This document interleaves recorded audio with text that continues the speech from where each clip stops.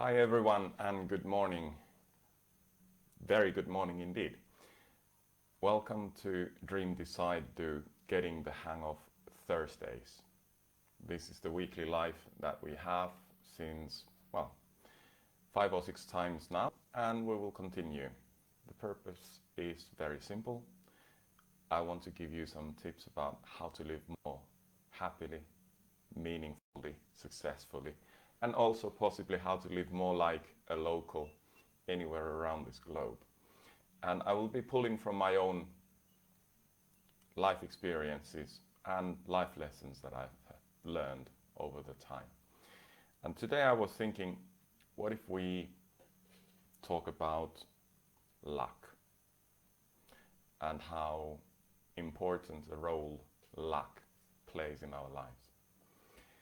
The reason for that is that we often tend to think that there are certain things that you need to do absolutely, and when you do those, you are guaranteed to have something that you wish. And most of the times it sort of is, because if you do things systematically over a long period of time in the right way, more often than not, they do result into something good.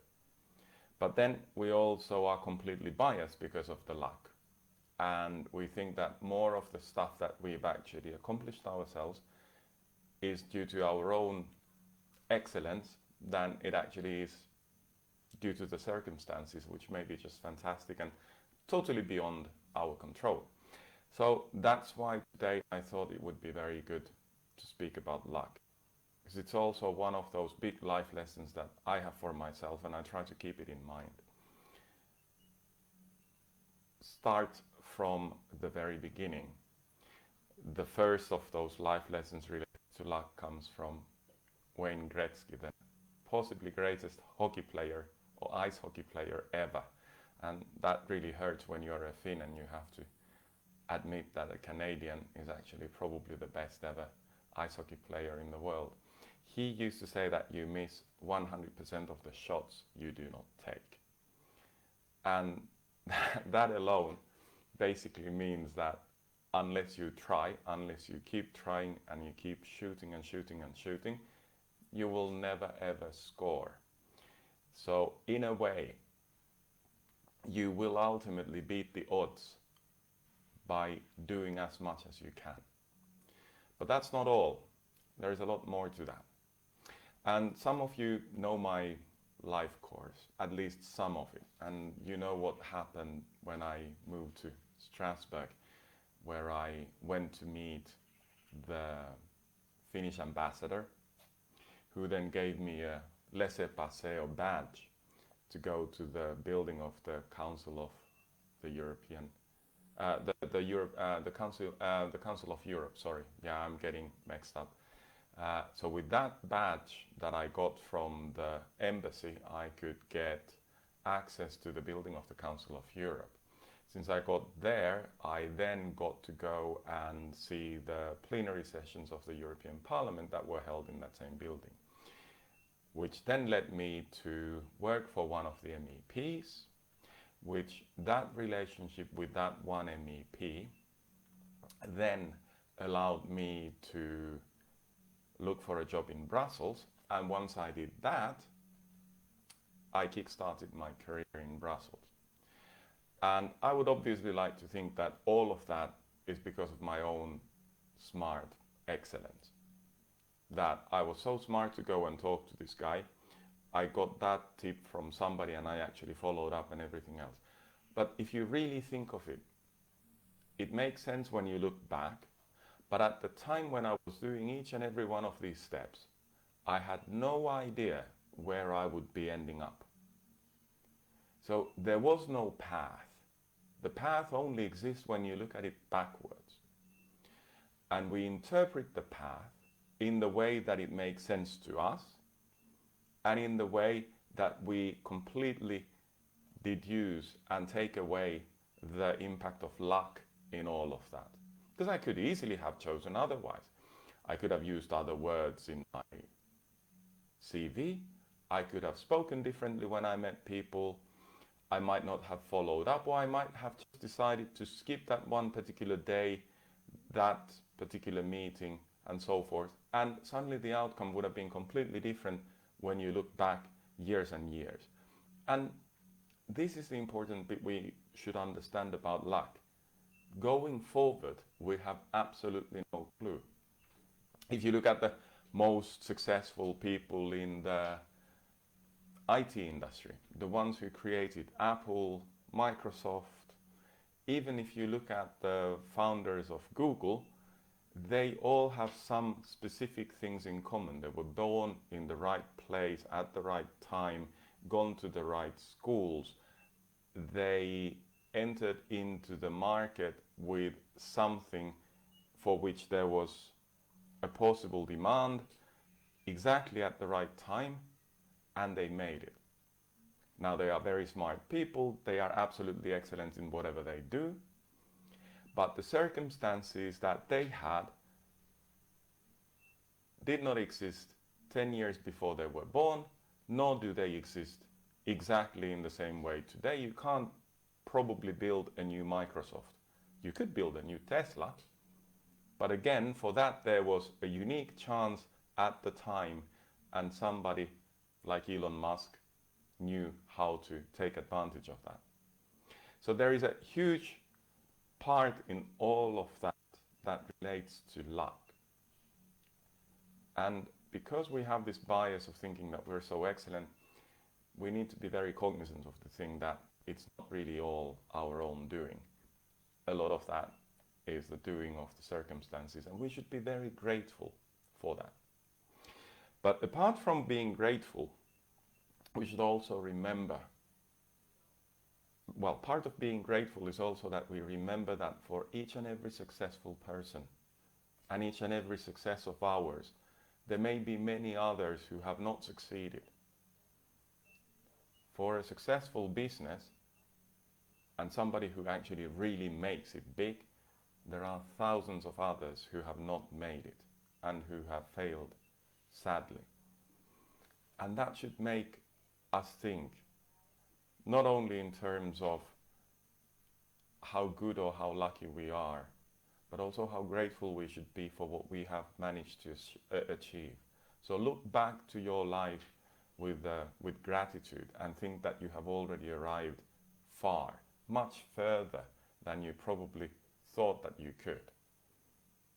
Remember that. And then finally, the lesson of the day and luck has to do with the strategy that we should apply. And I've been thinking this a lot in terms of policy campaigns and stuff that is related to my line of work of trying to influence people to take decisions, to change their views, and so forth. And the traditional way of looking at strategy and how to go forward about influencing public policy decisions, for example, or public policy in general, and people, I mean, it's not different from influencing anybody else, is to go step by step, 1, 2, 3, 4, 5, and so forth. The problem with that approach is that it assumes that things are not luck dependent. It assumes that when you go tomorrow morning to meet a person, that person is in a mood that he or she can actually get your message and is not upset. But you know that that is not always the case. It's well possible that the person had a fight with her husband and had trouble with kids who one of them is sick and ear infection makes the kid cry the night and so she's tired. Or this guy who you are supposed to meet was stuck at the traffic for an hour and a half more than he was supposed to, and he's tired, upset, and he's late from his day, and he's not very willing to listen to your case. All of these things play a role, and they are completely luck dependent. No matter how well you have prepared your case, how good you are, these are things that are completely beyond your control. And so luck plays a role, because it may be that the person had also a fantastic lunch with his or her partner the last night. they had fantastic evening, they slept well, there was no traffic on the way to the office, and they are just looking forward to hearing your case, and if you are good enough, they love it. And it's also luck. It's not dependent how well you have prepared. You can't do anything about it. So how do you address that? In my opinion, and based on the principle that I mentioned in the very beginning about Wayne Gretzky, you should just throw it all in. Instead of trying to go step by step by step by step, why don't we do the following? We basically take the issue in the middle and then we surround it with all possible areas of influence we can, and we put them all into motion. It's almost like you would and see what works. So you surround the problem with these different options that you have, and then you just put them all in. You do exactly the same thing as you would if you were to test pasta, the old way that sometimes was mentioned. Throw something on the wall and see if it sticks. So now what you do is that you basically throw it all out and you see what sticks. What sticks is a thing that will work, and then you will continue on that. And the more influences you have, more you surround the person or the issue, the more you work the strategy 360 around the problem instead of going to the goal one by one, the more you will be able to eliminate the role of luck in the process, because you will quickly see what works and what doesn't.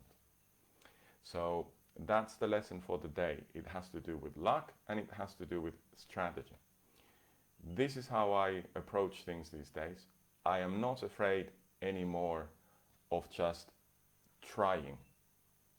It's better to take the first step, put everything into play and move forward than to wait till you are ready and the whole plan is in place. There is never a perfect time. There is never a fully prepared case. It's always missing something. So wipe that away from your mind and work with what you got at every single level.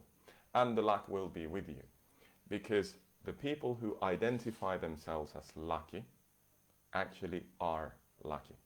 There's even research on that particular thing. The people who believe that good things happen to them, for some reason, tend to find in tests results and opportunities that those who identify themselves as not lucky find.